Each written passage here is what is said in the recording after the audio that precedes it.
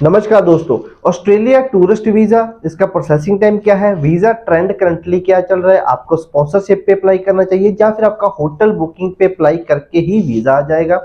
उसके बाद फर्दर अगर आप अप्लाई करना चाहते हो तो आपका खर्चा कितना आ जाएगा, आपकी प्रोफाइल के हिसाब से कि आपका वीजा आएगा या नहीं आएगा, कितनी इनकम चाहिए। So each and everything we are going to discuss in this video. आप हमारा चैनल ये सब्सक्राइब भी कर सकते हैं। मैं Puneet from Puneet immigration and education services से आपके साथ डेली ऐसी ही वीडियोस मैं इमिग्रेशन के रिलेटेड जो लेकर आता हूं यूट्यूब पे। आप हमें फेसबुक एंड इंस्टाग्राम पे भी फॉलो कर सकते हैं। सबसे पहले हम बात करते हैं ऑस्ट्रेलिया का वीजा ट्रेंड। वीजा ट्रेंड क्या चल रहा है, क्या वीजा आ रहे हैं या नहीं आ रहे। बेसिकली मैं बात करना चाहूंगा होटल बुकिंग वालों के लिए। देखो, अगर कोई हमें स्पॉन्सर करता है, स्पॉन्सर में वो स्पॉन्सर लेटर में लिख के देता है कि इसका फूड एंड अकोमोडेशन खर्चा है जो मैं करूंगा, ठीक है। ऑस्ट्रेलिया हो गया, न्यूजीलैंड हो गया, जो पर्सनल सर्कमस्टांसेस देखते हैं, ठीक है। उसमें क्या देखा जाता है कि अगर आपका कोई बंदा स्पॉन्सर कर रहा है और वो फूड एंड अकोमोडेशन का आपका खर्चा उठा रहा है, उसके बाद आपका खर्चा कितना आएगा। फ्लाइट्स का खर्चा आपका 1.5 लाख हो गया, ठीक है। ट्रांसपोर्टेशन का 50,000 हो गया, आपका शॉपिंग का खर्चा हो गया 50,000। तो आपका खर्चा आप कह दोगे कि जी मेरा 2.5 लाख खर्चा आ रहा है। वो फिर वीजा ऑफिसर देखेगा कि आपके पर्सनल सर्कमस्टांसेस के अकॉर्डिंगली कि आपकी आईटीआर कितने की, आपकी एनुअल इनकम कितनी है। आपकी एनुअल इनकम 5 लाख है, मतलब कि आपने 2.5 लाख जो आप खर्चा करने वाले हो 15 दिन में, वो आपने कितने टाइम में कमाया, 6 महीनों में, ठीक है। टोटल इनकम आपकी 5 लाख है।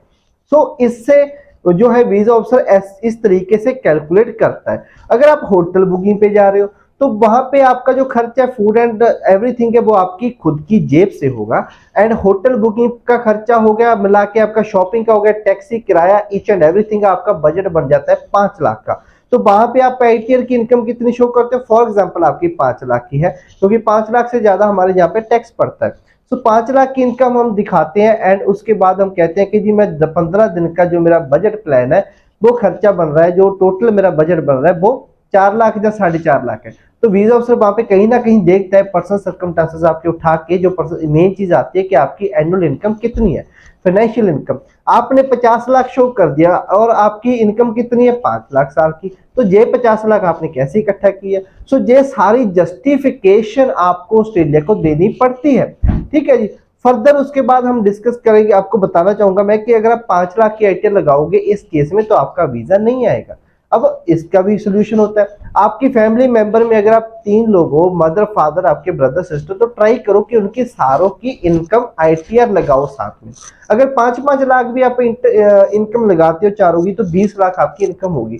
तो अगर आप उस 20 लाख में से 5 लाख खर्च क्या होंगे, इसमें कोई ज्यादा बिग डील नहीं दिखेगी वीजा ऑफिसर को। अगर आप अकेले की अपनी आईटीआर लगाओगे वहां पे बिग डील दिखेगी वीजा ऑफिसर को।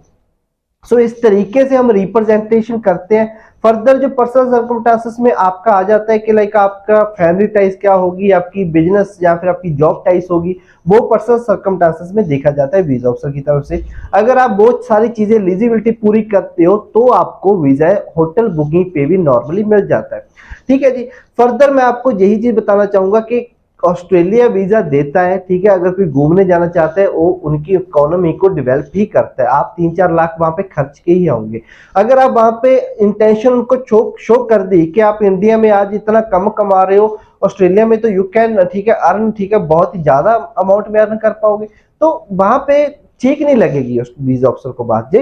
तो वो सोचेगा कि आपकी इंटेंशन है वो जहाँ पे आके काम करने की या रहने की या पीआर होने की या सिटीजन होने की है, आपकी इंटेंशन जहाँ पे घूमने की नहीं है। This is the main thing जो आपको अपनी वीजा एप्लीकेशन में करनी होती है। ये आपको आपका कंसल्टेंट बताता है क्योंकि आपके पास इतना एक्सपीरियंस नहीं होता। That's why choose your consultant wisely. आपने अपना कंसल्टेंट जो चूज करना है वो एक गवर्नमेंट अप्रूव्ड होना चाहिए। उसके बाद उसके पास प्रीवियस एक्सपीरियंस होना चाहिए, ठीक है, कि हाँ उसने वीजास है वो कितनी की कौन सी कैसी कैसी एप्लीकेशंस पे लेकर दिए हैं। अगर आपका रिफ्यूज केस है या फ्रेश केस है, don't worry, you can contact us. उसके बाद प्रोसेसिंग टाइम कितना है। अगर आप आज हमसे फाइलिंग का असिस्टेंस लेते हो तो मैं आपको बताऊंगा कि डॉक्यूमेंट्स गैदरिंग जो चाहिए मैंडेटरी वीजा एप्लीकेशन के लिए वो आप 3-4-5 दिन में गैदर कर लोगे। फिर फाइल रेडी करने को, ठीक है, कवर लेटर होगा, पर्सनल सर्कमस्टांसेस हो गया, आपकी सारी फाइल रेडी करने को 1 या 2 दिन लगता है। सो उसके बाद आप फाइल लॉन्च कर दोगे। अगर आप एक वीक में प्रोसेस स्टार्ट करके अपनी फाइल लॉन्च करते हो, सो आपको पता है कि आपको बायोमेट्रिक भी की नीड नहीं है कनाडा की तरह, या कुछ और भी नहीं है। सो आपकी उसी डेट पे वो प्रोसेसिंग टाइम आपका स्टार्ट हो जाता है। तो आपका करंटली जो ऑस्ट्रेलिया प्रोसेसिंग टाइम है वो 10 से 15 दिन है। कई एप्लीकेशंस में 20-25 दिन चला जाता है, बट नॉर्मली 10-15 दिन में आपका वीजा है जो आ जाता है। सो आप मान के चलो कि आपका 15-20 दिन में वीजा है जो आपके हाथ में होगा, उसके बाद आप ट्रेवल कर सकते हो। सो ऑस्ट्रेलिया की यही चीज है कि वीजा ट्रेंड भी उसका ठीक है, बट वीजा उनको ही देता है जिनकी रिप्रेजेंटेशन अच्छी है, या फिर जो वीजा ऑफिसर को सेटिस्फाई कर देता है कि मेरी इंटेंशन वहां पे काम करने की नहीं है, मेरी इंटेंशन वहां पे जस्ट घूमने की है। आपको उसका प्रीवियसली दिखाना पड़ेगा कि आपकी क्यों घूमने की है, आपकी कोई फील्ड के रेलेवेंट आप दिखा दो कि मैं ये चीज घूमना चाहता हूँ ऑस्ट्रेलिया में। So you have to do research, ठीक है। अगर आपको रिसर्च करनी पड़ेगी कि लाइक आप अगर लाइक आपका प्रोफेशन ऐसा है, ठीक है, आपका डॉक्टर का प्रोफेशन है, तो वहां पे कोई डॉक्टरी का अच्छा चीज हो वो आप घूमना चाहते हो। आप इंजीनियरिंग के हो, इलेक्ट्रीशियन के हो, तो वहां पे कोई इलेक्ट्रीशियन का ऐसे कोई टूरिस्ट अट्रैक्शन हो तो वो आप घूमना चाहते हो। So you have to do research, ठीक है। वहां पे आपकी एप्लीकेशन एक यूनिक लगनी चाहिए, आइटनरी आपकी यूनिक बननी चाहिए। ऐसा ना हो कि आप कह दो कि 2 दिन में मेलबोर्न लगाऊंगा, ठीक है, ये घूमूंगा वो घूमूंगा, ठीक है, तो वो तो एक नॉर्मल सा हो गया ना काम। सो वहां पे आपका वीजा रिफ्यूज होने के चांसेस ज्यादा हो जाते हैं। सो इस वीडियो में इतना ही, ठीक है। अगर आपको फर्दर गाइडेंस चाहिए and you want to go Australia, ठीक है, क्रिसमस आ रहा है एंड न्यू ईयर आ रहा है, सो इट इज द मैं कहूंगा कि बहुत ही अच्छा टाइम है टू अप्लाई राइट नाउ, क्योंकि आप क्रिसमस एंड न्यू ईयर काफी लोगों को वीजा मिलता है जब हम मनाने जाते हैं Christmas and New Year to another country. So आप इसका अपॉर्चुनिटी का बेनिफिट ले सकते हो, you can apply and visa भी आपका इस क्रिसमस एंड न्यू ईयर के जो सेलिब्रेशन होता है इसके भी आप पे आ जाता है।